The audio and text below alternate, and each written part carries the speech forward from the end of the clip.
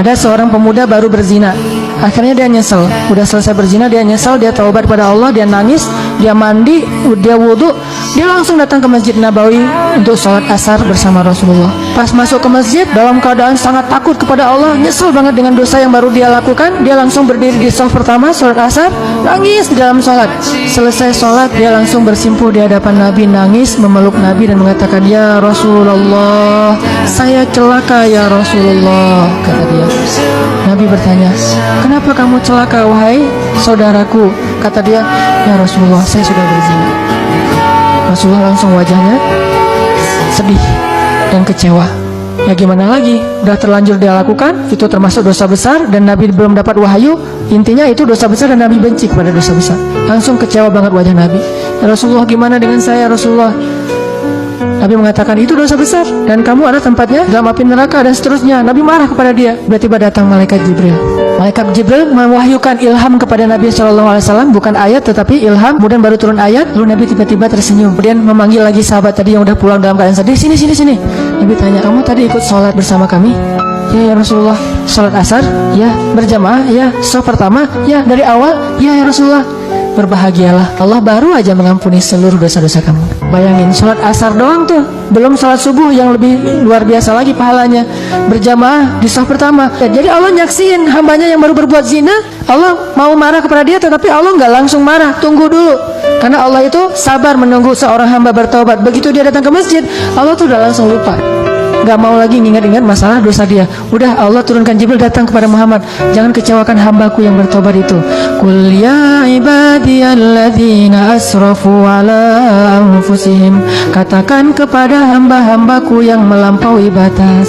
Allah suruh Jibril datang bilang ke hambaku itu, "Katakan kepada hambaku yang baru saja berbuat dosa, la taqnatu min rahmatillah."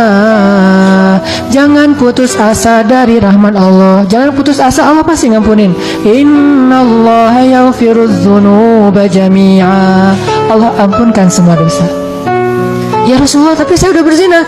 Allah sudah memaafkan, Allah sudah mengampuni. "Ya Rasulullah," kata sahabat itu, "apakah ini hanya berlaku untuk saya saja?"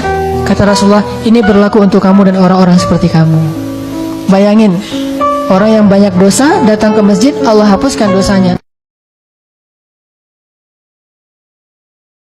Allah berfirman kepada orang-orang yang banyak dosa seperti kita, yang pernah berzina, yang pernah minum khamar, yang mungkin pernah membunuh, yang pernah makan riba, yang pernah melakukan dosa diam-diam, yang banyak dosa, yang kotor, hina, dina. Allah bilang, "Ya ibadi, hambaku," gitu. Lembutnya panggilan Allah kepada kita. Allah nggak manggil, "Wahai manusia, wahai pendosa, wahai orang yang hina." Enggak, Allah bilang, "Qul ya ibadiyalladzina asrafu ala anfusihim." Bilang kepada hamba-hambaku yang banyak dosa.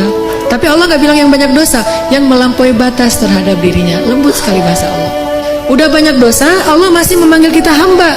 Bahkan ketika kita melakukan dosa, diam-diam di malam hari, tidak ada yang melihat kecuali Allah, kemudian cuma satu malaikat yang mencatat.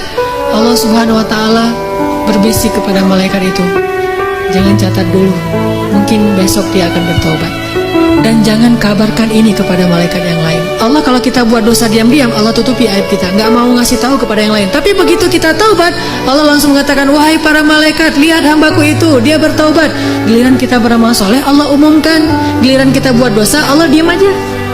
Malaikat mau mencatat, "Wahai malaikat, tunggu dulu ya, besok dia mau bertobat mungkin." Dan Allah nggak akan manggil, "Hei malaikat semuanya, lihat nih hambaku lagi berbuat dosa." Nggak, ditutupi aib kita. Besok ditunggu sehari. "Oh malaikat, ya Allah nih udah besok nih, ntar dulu, ntar malam mungkin dia tobat." Allah membuka pintu tobat untuk dosa siang hari di malam hari. Allah buka pintu tobat di malam hari untuk dosa di siang hari, dan membuka pintu tobat di siang hari untuk orang yang berdosa di malam hari. Oh tunggu, nanti malam dia mungkin bertobat. Udah malam, ya Allah dia udah tidur, mungkin ntar lagi dia bangun. Nggak bangun juga, 24 jam Allah nunggu kita. Nggak boleh catat dulu. Kata Allah, "Malaikat jangan catat dulu." "Kenapa ya Allah?" "Siapa tahu nanti di akhir hayatnya dia balik kepadaku."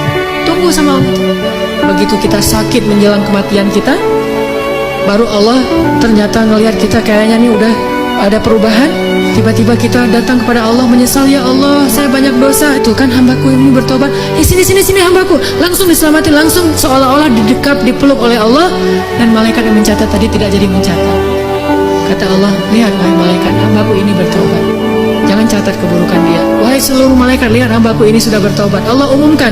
Lalu Allah mendekap kita dengan kasih sayangnya. Allah mengampuni seluruh dosa-dosa kita.